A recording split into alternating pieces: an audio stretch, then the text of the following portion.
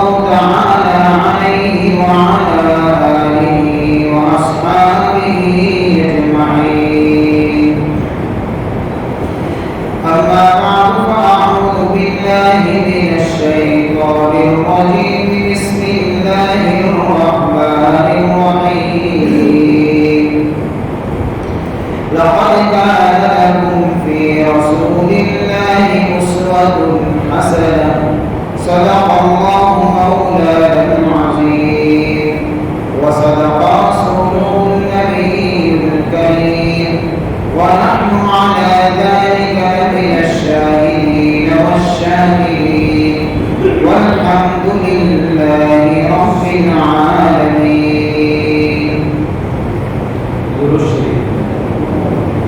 اللهم صل على سيدنا محمد النبي الأمي وعلى آله وبارك وسلم. اللهم صل على سيدنا محمد النبي الأمي وعلى آله وبارك وسلم. اللهم صل على سيدنا محمد النبي الأمي وعلى آله وبارك وسلم.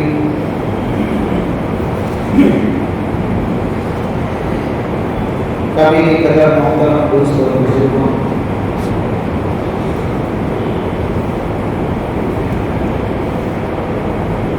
ہمارا سلسلہ چل رہا ہے درس سیرت کے عنوان سے. مہینے میں 2 مرتبہ اس موضوع کے اوپر ٹاپک آپ کے سامنے لانے کی کوشش کی جاتی ہے. آج تک سیرت کے تقریباً 10 پارٹ پورے ہو چکے ہیں. آج کا موضوع ہے درس سیرت پارٹ نمبر 11.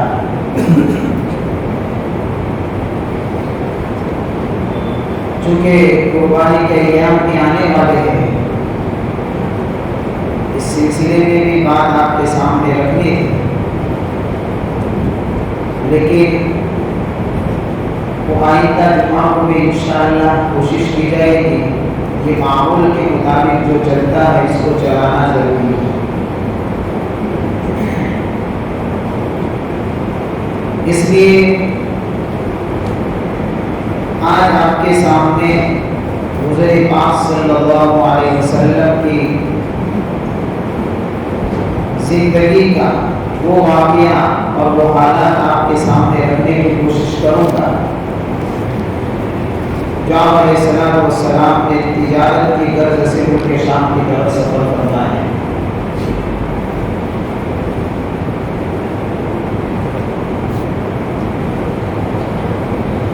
دو مرتبہ سفر ہوا ہے اور بھی کئی سفر ہوئے ہیں، لیکن جو مشہور سفر ہے ملک شام کے، ایک تو 12 سال کی عمر میں ہوا تھا، تو اس وقت تو راستے سے ہی واپس ہونا پڑا تھا. اس بات کو میں نے اس کے اپنی مجلس میں ذکر کیا تھا. ایک راہب سے ملاقات ہوئی تھی، بحیرہ یا بحیرہ راہب اس کو کہا جاتا ہے. اس نے جو خطرات رکھے تھے ان خطرات کی وجہ سے حضور کو وہی راستے سے مکہ واپس بھیج دیا گیا ہے.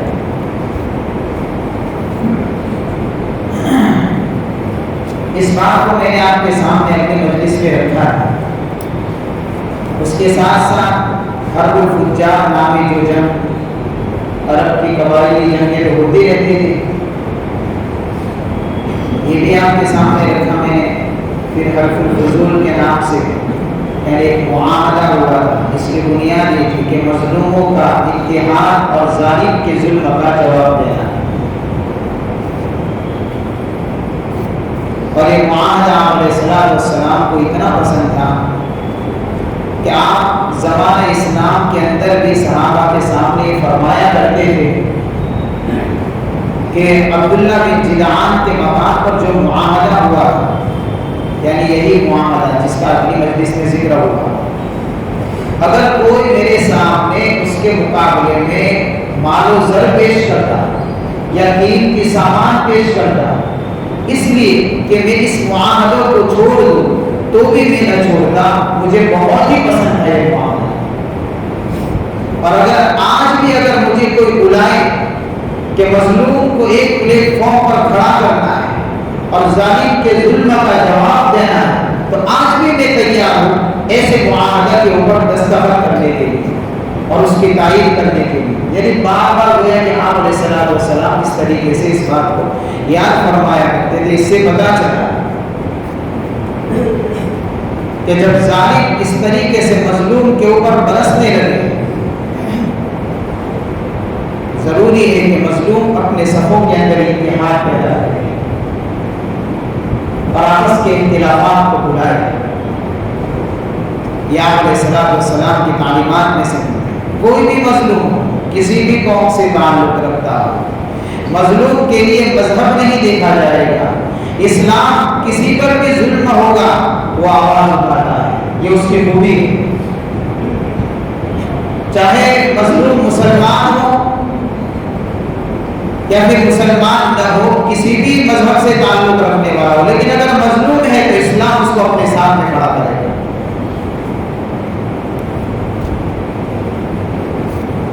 جب اس طریقے سے حالات پیش آئے تو حضور کی زندگی کا یہ واقعہ ہمیں اس بات کا سبق دیتا ہے کہ جب مظلوموں کو کمزور سمجھا جانے لگے تو مظلوموں کا سب سے پہلا کام یہ ہے کہ اپنے اندر کی صفوں میں اتحاد پیدا کرے اور ایک پلیٹ فارم پر آئے۔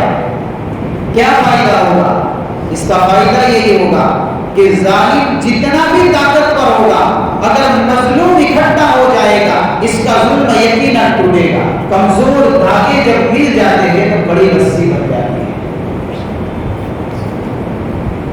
پھر اس کو نہیں توڑ سکتا۔ اس بات کو میں نے آپ کے سامنے رکھا تھا گزشتہ مجلس کے اندر۔ اب آج کا واقعہ ہے، آپ علیہ السلام کی مبارک عمر 25 سال کی ہو چکی ہے۔ آپ اپنے چچا کی کفالت میں، ابو طالب کی ماتحتی میں، اور حضور پاک صلی اللہ علیہ وسلم اپنے چچا کے گھریلو حالات سے واقف ہے۔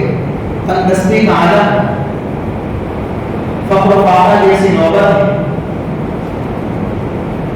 اس لیے آپ علیہ السلام کے دل کے اندر بے چینی تھی کہ چچا کے کام کے اندر ہاتھ بٹانا چاہیے تاکہ کچھ نہ کچھ گھر والوں کے لیے کچھ معاش کا وسیلہ ہو جائے۔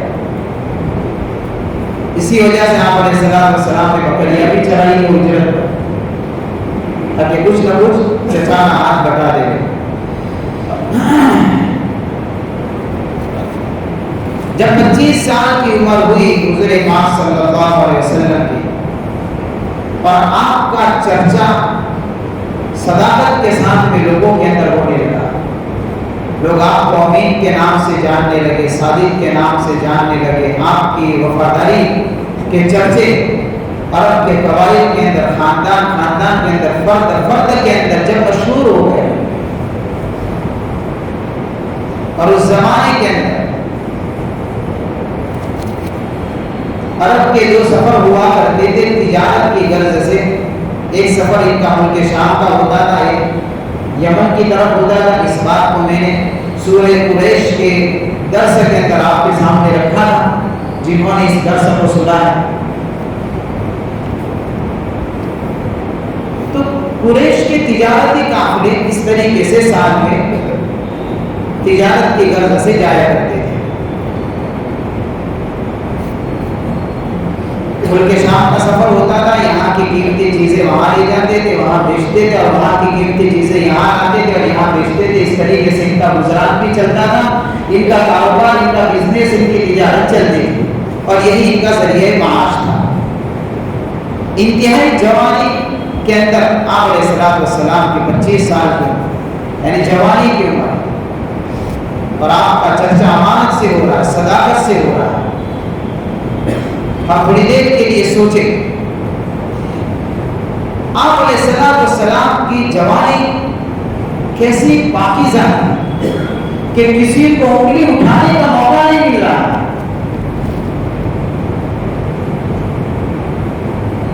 کبھی ناشائستہ لفظ اور غیر مہذب لفظ کبھی نہ زبان مبارک پر آتا ہے، اور تہذیب سے ہٹا ہوا کام کبھی حضور سے صادر ہوتا ہے۔ اس لیے آپ علیہ السلام کو نبوت ملی۔ اس نبوت کی دلیل کے اندر ایک دلیل اللہ کے نبی نے یہ دی تھی ان کفار مکہ کو سمجھانے کے لیے، فَقَدْ لَبِثْتُ فِيكُمْ عُمُرًا مِّن قَبْلِ، کہ تم اگر یہ کہتے ہو کہ محمد نبوت کے دعوے میں جھوٹے ہیں تو میری زندگی کا ایک حصہ تمہارے درمیان میں گزرا ہے، اگر تم نے کبھی سنا ہو میری زبان سے کبھی جھوٹ نکلتے ہوئے یا مجھے کوئی غلط کام کرتے ہوئے تو ہو سکتا ہے تو کوئی الزام لگاتا تو اس کا یہ الزام صحیح تھا، لیکن تم خود گواہی دے رہے ہو، یہ امین ہے، یہ صادق ہے، تم نے میری امانت کا چرچا کیا، تم نے میری صداقت کا چرچا کیا۔ آج جب نبوت کی دعوت کو لے کر تمہارے سامنے آیا میں اور تم یہ کہنے لگے کہ انہوں نے کبھی بڑائی بات ہمارے سامنے پیش کی، یہ وہ پاکیزہ زندگی تھی۔ اس کے مقابلے میں ہم اپنی جوانوں کی بیرام روی کو دیکھیں، ایک طرف حضور کی جوانی اور ایک طرف حضور کو ماننے والی امت کی جوانی، اس کے جوان لڑکیوں کی بیرام روی کو دیکھیں، اس کے جوان لڑکوں کی بیرام روی کو دیکھیں۔ معاشرے میں بگاڑ جوانوں سے آیا کرتا ہے، معاشرے تمام جوانوں سے ہوا کرتے ہیں اور معاشروں کا مستقبل جوانوں سے بنا کرتا ہے۔ جس قوم کا جوان بگڑ جاتا ہے وہ قوم برباد ہو جاتی ہے، جس قوم کی جوان لڑکیوں کے اندر سے حیا کی صفت نکل جاتی ہے اس قوم کے اندر بے حیائی عام ہو جایا کرتی ہے۔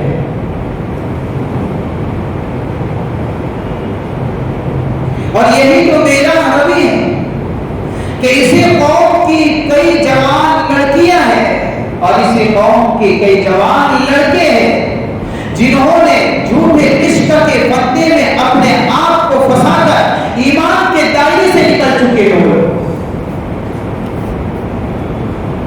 اپنے ایمان کا سودا کیا ہے،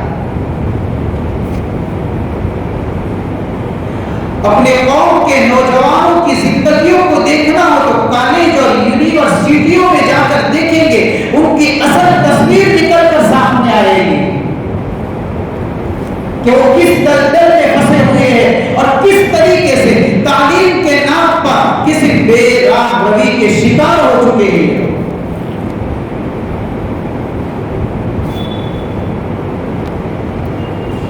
اگر قوم کے نوجوانوں کی زندگیوں کو دیکھنا ہو، رات کی تنہائیوں کے اوپر، راستوں کے اوپر نگاہ دوڑائیں گے تو پتہ چلے گا۔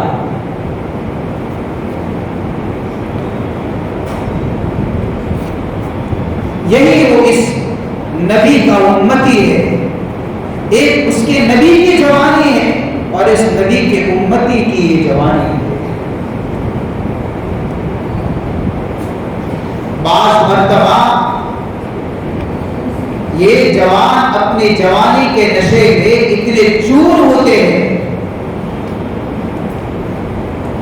اس لیے کسی نے کہا الشباب شعبۃ من الجنون، الشباب شعبۃ من الجنون۔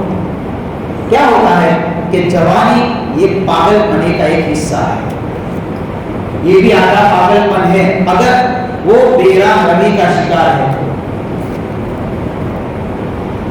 آدھا پاگل۔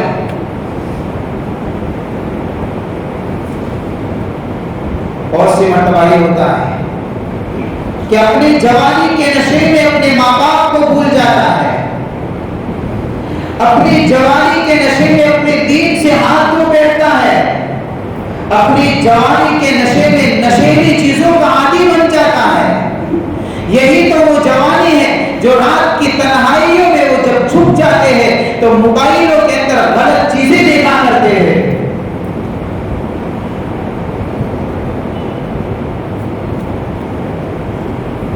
یہی وہ جوانی ہے کہ اسی جوانی کے نشے کے اندر نوجوانوں کے لیے باقاعدہ محفلیں لگائی جاتی ہے، یہاں آئے، میوزک سنے اور گیم کھیلے اور جوا کھیلے۔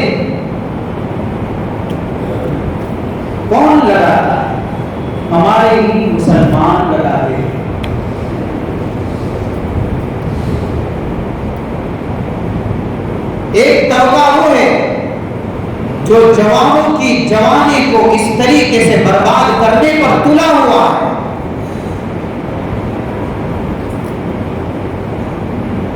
جب یہ حال ہوگا سماج اور معاشرے کا، ان جوانوں سے سماج کے مستقبل کی بلندی کی کیا امید کریں گے؟ ہم بتائیے، کیا امید کریں گے جس کو یہی پتا نہیں ہے کہ میں کون ہوں، میں کس سمت کی طرف جا رہا ہوں.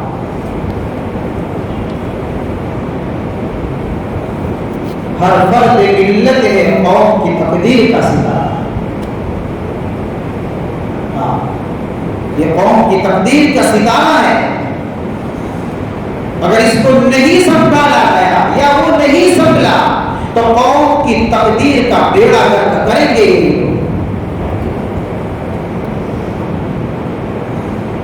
اس لیے جوان کی عبادت کے فضائل بھی زیادہ ہے. بار بار وہ روایت ہم نے سنی ہوگی کہ کل محشر کے میدان کے اندر جن 7 لوگوں کو عرش کا سایہ نصیب ہوگا اس میں سے ایک وہ جوان بھی ہوگا جس نے اپنی جوانی کو عفت اور پاک دامنی میں گزارا. اللہ اس کو عرش کا سایہ نصیب کرے.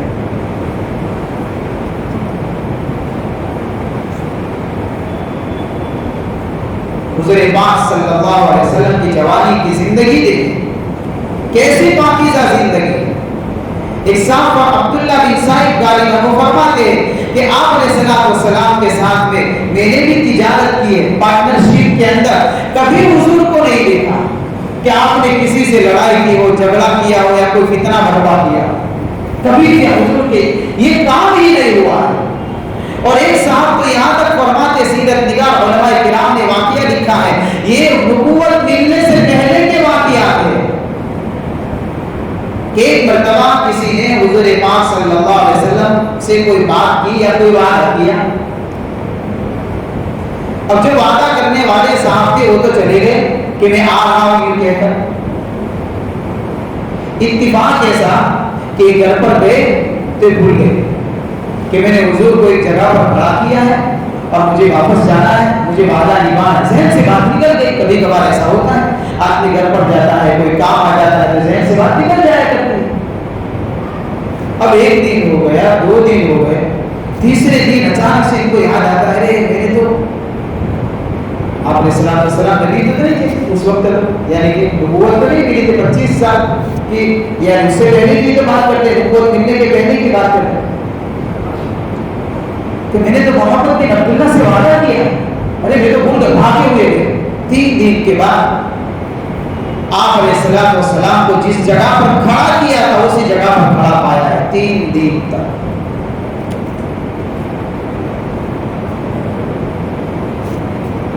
ہاں، نہ کبھی وعدہ خلافی نظر آتی ہے، نہ کبھی دھوکہ نظر آتا ہے، نہ کبھی خیانت نظر آئی. وہ پاکیزگی نظر آئی، وہ شرافت نظر آئے، وہ اخلاق کا اعلیٰ کردار نظر آئے گا. انک لعلی خلق عظیم نظر آئے گا. یہ زندہ تصویر نظر آئے گی آپ کی زندگی میں. تو حضرت خدیجہ الکبریٰ رضی اللہ تعالی عنہا تجارت کا واقعہ ان کے ساتھ میں پیش آیا. قریش کے قافلے، بڑے امیر گھرانے کی عورت حضرت خدیجہ کی شرافت کی انتہائی اعلیٰ اور ان کے عفت اور پاک دامنی کا عالم یہ تھا کہ زمانے جاہلیت میں بھی ان کو طاہرہ اور پاکیزہ کہا جاتا تھا. حسب نسب کے اعتبار سے، عزت اور شرافت کے اعتبار سے وہ صفات کے حضرت خدیجہ میں موجود تھی. ان کی شرافت کو دیکھ کر، ان کے ان صفات کو دیکھ کر عرب کے بڑے بڑے سرداروں نے حضرت خدیجہ سے نکاح کی پیشکش کی ہے، لیکن کسی کے پیغام کو قبول نہیں کیا. تو جب قریش کے قافلے تجارت کی غرض سے ملک شام کی طرف روانہ ہو رہے تھے اور آپ کے سامنے اپنے چچا ابو طالب کی وہ تندرستی بھی تھی، ابو طالب نے حضور پاک صلی اللہ علیہ وسلم سے کہا کہ میرے بھتیجے، آپ کی امانت کا چرچا ہے، آپ کی شرافت کا چرچا ہے، لوگ آپ کو پہچانتے، آپ پر بھروسہ کرتے، اور اپنے گھریلو حالات آپ کے سامنے، آپ بھی جائیں خدیجہ کے پاس، ان کا تجارتی مال لے کر آپ جائیں گے تو ہمارے لیے بھی کچھ راستہ نکل جائے گا۔ لیکن آپ علیہ السلام کی شان کے خلاف یہ چیز تھی کہ سامنے سے کہا جائے، تو بڑی حکمت سے اپنے چچا کو جواب دے دے۔ حضور پاک صلی اللہ علیہ وسلم فرماتے ہیں کہ خود ہی حضرت خدیجہ امید ہے کہ اپنے مال کو میرے سامنے پیش کرے۔ چچا بھتیجے میں ایک بات ہوئی اور یہ حضرت خدیجہ کو پتہ چل جاتا، چنانچہ حضرت خدیجہ کے سامنے بھی حضور کے اخلاق، اپنا تجارتی مال حضرت خدیجہ نے حضور کے سامنے پیش کیا بطور مزاربت کے۔ مزاربت کس کو کہتے ہیں؟ موڑی ایک آدمی کی وہ کام دوسرا کرے، نفع اور پرسنٹیج کے اوپر تقسیم ہو جاتا ہے، جیسے ہم لوگ کرتے ہیں۔ یہ بھی ایک طرح کی پارٹنرشپ ہے کاروبار میں، لیکن ہماری پارٹنرشپ بھی انتہائی درجے کی گری ہوئی ہوتی ہے۔ یا تو ایک پارٹنر دوسرے کے پیسے کھا جائے گا، یا تو وہی لے کر فرار ہو جائے گا، یا اس کو چھپ کر یہ خیانت کرے گا، یا پھر وہ اس سے چھپ کر وہ خیانت کرے گا۔ ہمارے پارٹنرشپ کے کاروبار بھی اس طریقے سے چلتے ہیں کہ آپس کی خیانتیں تو چلتی ہے، باقی اس کی بنیاد بھی ناجائز چیزوں کے اوپر کھڑی ہوتی ہے۔ کبھی سود ہوتا ہے، کبھی رشوت ہوتی ہے، کبھی دھوکہ ہوتا ہے۔ یہاں بھی پارٹنرشپ، تجارت کے اصول یہاں سے بھی ملیں گے۔ حضور پاک صلی اللہ علیہ وسلم کی ایک زندگی تاجرانہ زندگی بھی ہے۔ کتنا مال ہوا کرتا تھا حضرت خدیجہ کا، لکھا ہے سیرت نگار علماء کرام نے کہ قریش کے پورے قافلے کے پاس جو سامان تجارت ہوتا تھا، ان سب کے برابر صرف حضرت خدیجہ کا سامان تجارت ہوتا تھا۔ آپ کے سامنے اس مزاربت کے ساتھ عہد یعنی کہ یہ طے ہوتا ہے معاملہ۔ آپ علیہ السلام نے اس پیشکش کو قبول فرما لیا اور حضرت خدیجہ رضی اللہ تعالی عنہا نے اپنے غلام میسرہ کو کہا کہ ان کے ساتھ میں تجارتی سفر پر جائے گی، اور یہ تاکید کی کہ کبھی بھی محمد کے حکم کے خلاف ورزی نہیں کرنی، وہ جو کہے وہ کام کرنا ہے، کبھی ان کے سامنے بولنا نہیں، ان کے کام کے خلاف جانا ہے، تاکید کر دی۔ اور حضرت خدیجہ نے حضور پاک صلی اللہ علیہ وسلم سے یہ بات فرمائی کہ اگر آپ میرے مال کا یعنی اس طریقے سے تجارت کریں گے تو دوسروں کو میں جتنا دے دیں اس سے زیادہ میں آپ کو دوں، یہ معاہدہ ہے۔ چنانچہ آپ علیہ السلام قریش کے قافلے کے ساتھ میں تجارت کی غرض سے روانہ ہوتے ملک شام کی طرف۔ ملک شام کے اندر ایک علاقے کا نام ہے بصرہ۔ تو قافلے نے اس شہر کے باہر قریب میں ایک راہب کا گرجا گھر تھا، یعنی اس کا عبادت خانہ تھا، اس کے پاس میں قافلہ ٹھہرا۔ ابھی واقعات پیش آتے ہیں بیچ میں جو نبوت کی بطور علامت کے لیے واقعات۔ ایک درخت کے نیچے آپ علیہ السلام نے قیام فرمایا، آپ کے ساتھ ہوئی حضرت خدیجہ کے غلام میسرہ بھی اور دوسرے لوگ بھی۔ راہب اپنے عبادت خانے سے نکلا، اس کا نام نستورہ راہب تھا۔ نستورہ پہلے کا نام جو ملاقات تھی اس کا نام بحیرہ راہب، یہ نستورہ دوسرے راہب سے ملاقات۔ اس نے دیکھا کہ ایک درخت کے نیچے کوئی آدمی قیام کیے ہوئے، آپ علیہ السلام کے ساتھ میں جو حضرت خدیجہ کے غلام تھے میسرہ، ان کو بلایا اور پوچھا کہ ہے کون وہ آدمی؟ کیوں قریش قبیلے کے انتہائی پاک باز نوجوان ہیں، بلند اخلاق کے مالک۔ نستورہ راہب نے میسرہ کے کان میں کہا کہ سنو ایک بات کہتا ہوں، یہ وہ درخت ہے کہ اس درخت کے نیچے نبی کے سوا آج تک کسی نے قیام نہیں کیا، یہ آخری نبی ہے۔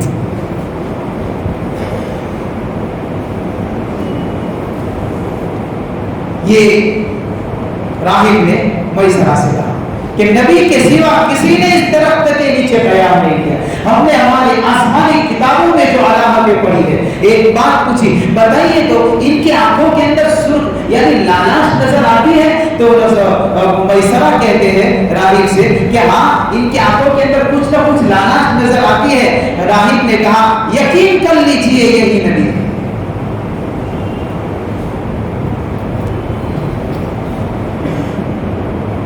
نبوت کی علامتیں ظاہر ہو گئی. الغرض یہ بات تو ہو رہی ہے یہاں پر، یہ عجیب و غریب واقعات کئی سارا سن رہے ہیں، ارے یہ سب کیا ہو رہا؟ اس لیے وہ تو نہیں جانتے تھے.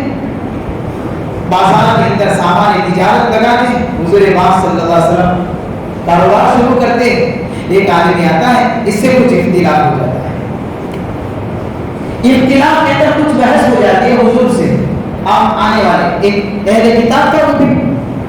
اب اس نے حضور سے بحث کے اندر یہ بات کہی کہ اچھا ہمارے درمیان میں اس معاملے میں اختلاف ہوا ہے تو تم لات عزا کی قسم کھاؤ. تو کس سے کہہ رہا ہے وہ اہل کتاب حضور سے کہہ رہا ہے. تو اللہ کے نبی صلی اللہ علیہ وسلم نے فرمایا آج تک میں نے کبھی لات عزا کی قسم کھانے کی تو دور کی بات ہے، جب کبھی اس کے پاس سے گزرا ہو نظر اٹھا کر بھی نہیں دیکھا ہے، قسم تو دور کی بات ہے.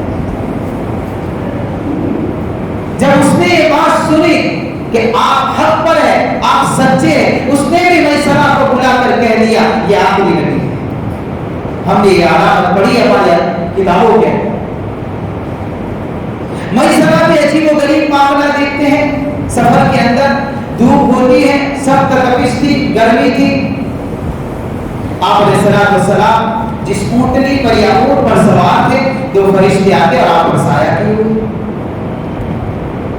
یہ سارا منظر دیکھ رہے ہیں، یعنی ایسے واقعات جو انسانی عقل سے باہر ہے اور ظہور پذیر ہو رہے سارے واقعات. خیر تجارت میں انتہائی بہترین نفع ہوا، بڑی کامیاب تجارت کی آپ علیہ السلام. یہ وہ پاکیزہ تجارت ہے. اس تجارت میں نہ جھوٹ ہے، نہ سود ہے، نہ دھوکہ ہے، نہ رشوت ہے، نہ تول میں کمی ہے، کوئی چیز نہیں ہے. بالکل امانت داری والی تجارت، دیانت داری والی تجارت، اور بہترین نفع کمایا ہے. اللہ کے نبی صلی اللہ علیہ وسلم نے ایسے تاجر کے لیے یہ بات بیان فرمائی التاجر الصدوق الامین. جس تاجر میں یہ دو صفتیں پیدا ہو جائیں گی اللہ تعالیٰ اس کو کہاں پہنچائیں گے؟ مع الانبیاء والنبیین والصدیقین والشہداء والصالحین. کہاں پہنچے گا؟ ہاں وہ نبیوں کے ساتھ میں کھڑا ہوگا، وہ صدیقین کے ساتھ میں کھڑا ہوگا، وہ اولیاء اللہ کے ساتھ میں کھڑا ہوگا، وہ شہداء کے صفوں میں کھڑا نظر آئے گا. کیا کرتا تھا؟ یہ بڑا بزنس مین تھا تو کیوں یہاں کھڑا ہو گیا کہ اپنے بزنس کے اندر اس نے دو چیزوں کو لے کر اپنے کاروبار کو چلایا تھا. کبھی صداقت کو ہاتھ سے نہیں جانے دیا، کبھی امانت کو ہاتھ سے نہیں جانے دیا. آج اگر اس کی تشکیل کی جاتی ہے، اگر کسی کو کہا جائے کہ بھائی ہم اپنے کاروبار کو سچائی والا بنائیں، امانت داری والا بنائیں، ہم خود ہی بن جائے، صادق بن جائے، امین بن جائے، امانت دار بن جائے، سچے بن جائے، جیسا مال ہے اس طریقے سے بیچے، اس میں نہ دھوکہ ہو، تو لوگ اس کے اوپر سے سامنے سے سولوشن پیش کرتے ہیں مولویوں کو.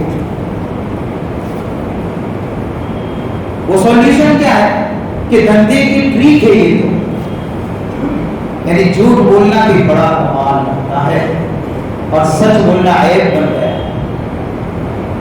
مولویوں کے سمجھ میں تو یہ بات آتی نہیں ہے. اب یہ حال ہو چکا ہے.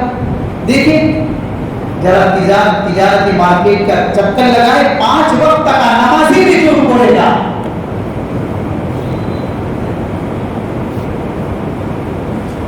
یہ بہت بڑا ہے.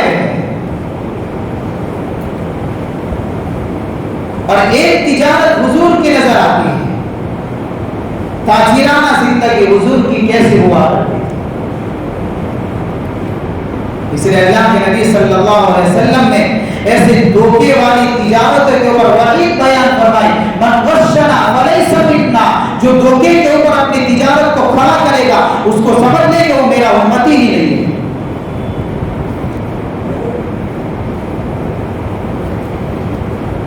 زیادہ تر معاملات یہ ہے، بہت کم لوگ ہیں جنہوں نے اپنی تجارت کو صداقت اور امانت پر چلایا ہے. خیر بات دوسری نکل جائے گی. یہی تو درس سیرت ہے. ہم کیا سیکھیں گے؟ اس سے یہی چیزیں تو سیکھیں گے. ورنہ نبی کی زندگی صرف سننے کے لیے نہیں، کرنے کے لیے۔ یہ وہ نفع ہے جو آپ علیہ السلام نے حاصل کیا ہے، پاکیزہ تجارت کر کے واپسی ہو گئی۔ کیا عالم ہے واپسی کے اندر؟ حضرت خدیجہ رضی اللہ تعالیٰ عنہ اپنے گھر کے بالا خانے میں تشریف فرما ہے، دوسری عورتیں بھی حضرت خدیجہ کے ساتھ میں۔ اللہ کے نبی صلی اللہ علیہ وسلم مکہ میں داخل ہو رہے، حضرت خدیجہ کو انتظار تھا کیونکہ تجارت کا قافلہ آ رہا تھا، ان کا بھی مال سامان تھا۔ جب حضور کو مکہ میں داخل ہوتے ہوئے دیکھا، حضرت خدیجہ نے آنکھوں سے دیکھا کہ آپ اونٹ پر سوار ہے، اپنی سواری پر سوار ہے اور سخت دھوپ ہے، اس دھوپ کے اندر دو فرشتے حضور کے اوپر سایہ کیے ہوئے۔ جب اس معاملے کو حضرت خدیجہ نے دیکھا ہے تو دوسری عورتوں کو دیکھا، بتایا دیکھو ایک قریش کا نوجوان ہے۔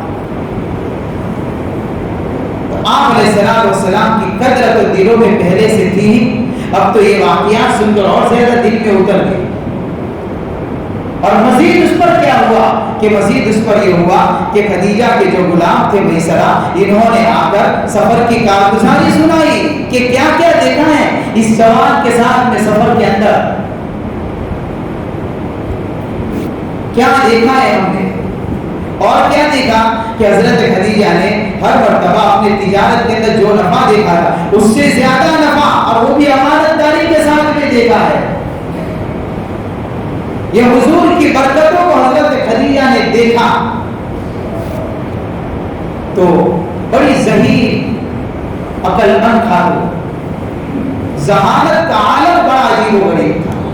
کیسی ذہانت تھی کہ جب یہ ساری چیزیں حضرت خدیجہ نے دیکھا تو اپنے چچا زاد بھائی ورقہ بن نوفل کے پاس پہنچے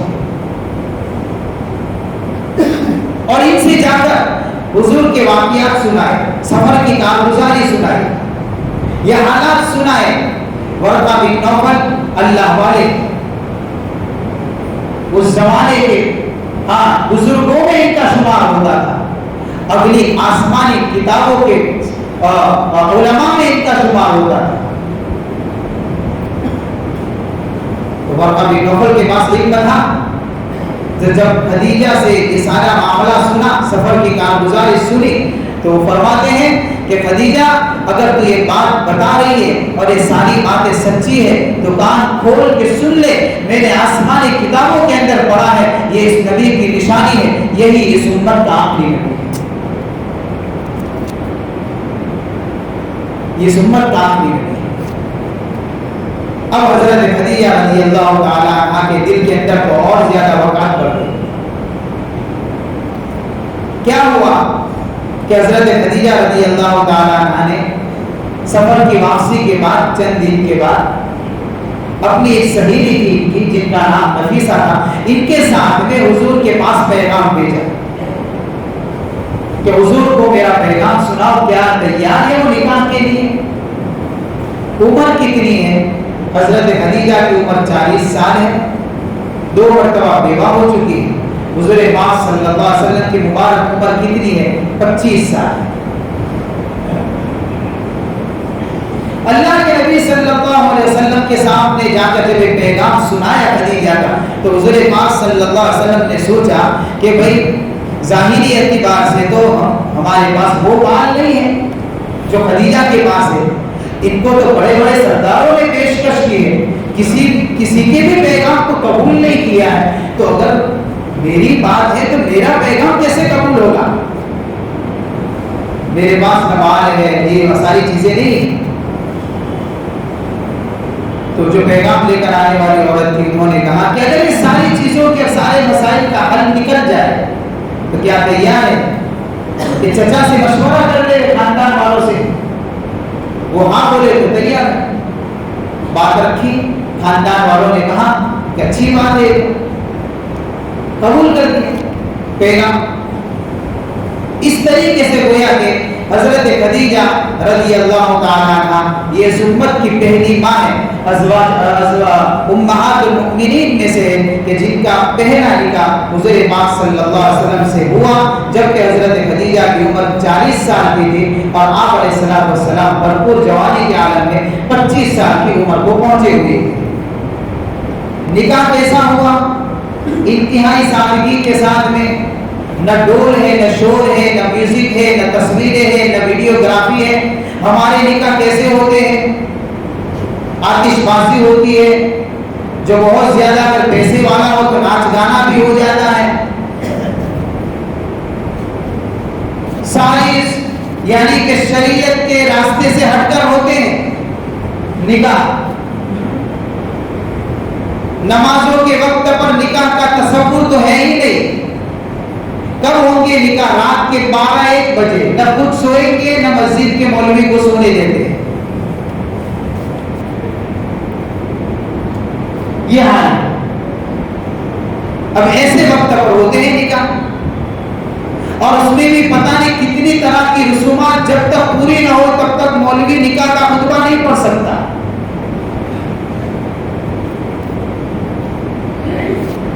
جس سماج، جس معاشرے کے اندر قدم قدم کے اوپر رسمیں پھیلی ہوئی ہو، اس سماج سے یہ امید کرنا مشکل ہے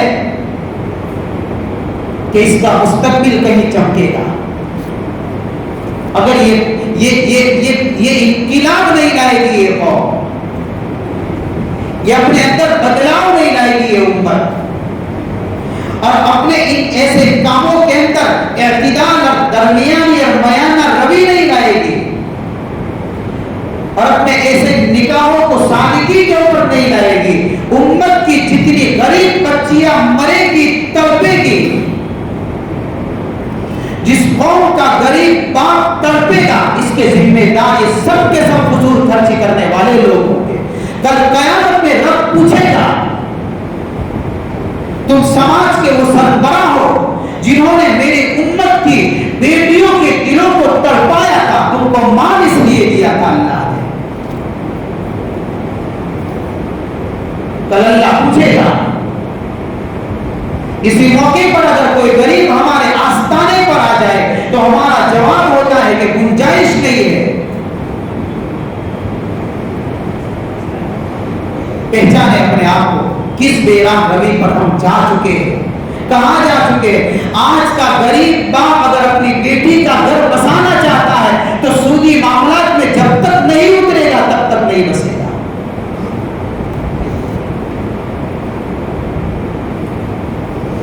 کیا حضور کی زندگی میں کہیں ایسا نکاح نظر آیا کہ آپ علیہ السلام کے عمل نے آپ کی زندگی کے اندر کیا کسی غریب کے ساتھ میں یہ معاملہ ہوا؟ یہ غلط ہے میرے بھائی، یہ ڈنکے کی چوٹ بات کہی جا رہی، ساری رسومات غلط ہے، کسی کو سمجھ میں آئے یا نہ آئے غلط ہے، میوزک غلط ہے، تصویریں غلط ہے، ادھر ادھر کی فضول خرچیاں غلط ہے، بیجا چیزیں ساری کی ساری غلط ہے۔ مہر کتنی ہوتی ہے؟ 3000 4000۔ حضور کی مہر کتنی تھی؟ آپ کی بیٹیوں کی مہر کتنی تھی؟ ارے 4000 میں تو بکری کا بچہ بھی ملنا مشکل ہے ابھی تو، اور وہاں ہزاروں لاکھوں اڑا دیے۔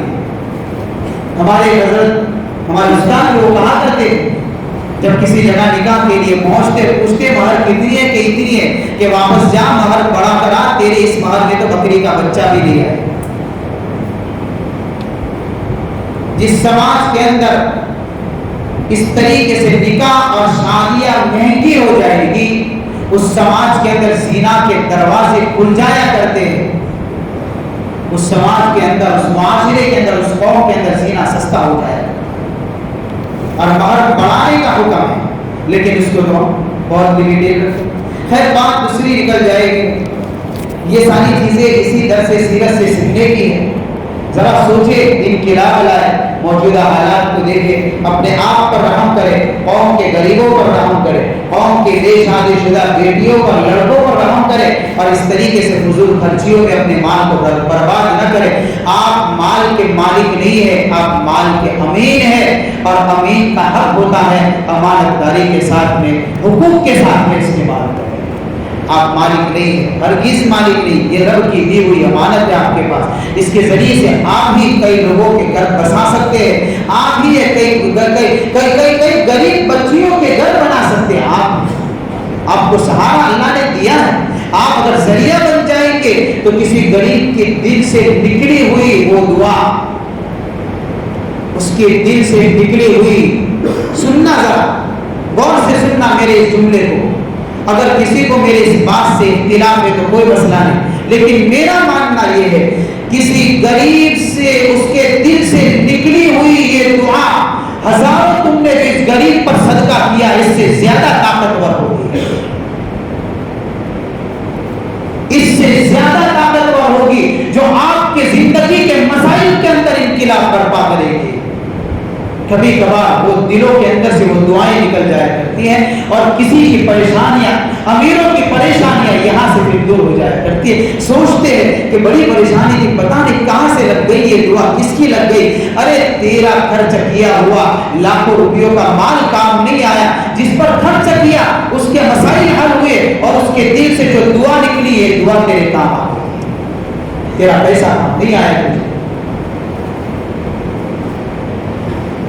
آپ علیہ السلام کی زندگی کا 25 سال، حضرت خدیجہ کی 40 سال، کہ جو اس طریقے سے اس امت کے لیے سبق ہے، رہنمائی ہے. تجارت کیسی ہو، نکاح کیسی ہو، شادیاں کیسی ہو، کس طریقے سے جوانیوں کی جوانی کیسے ہونی چاہیے. اللہ تعالی ہم سب کو صحیح سمجھ عطا فرمائے. آپ علیہ السلام کی سیرت کے مطابق ہم سب کو چلنے کی توفیق عطا فرمائے.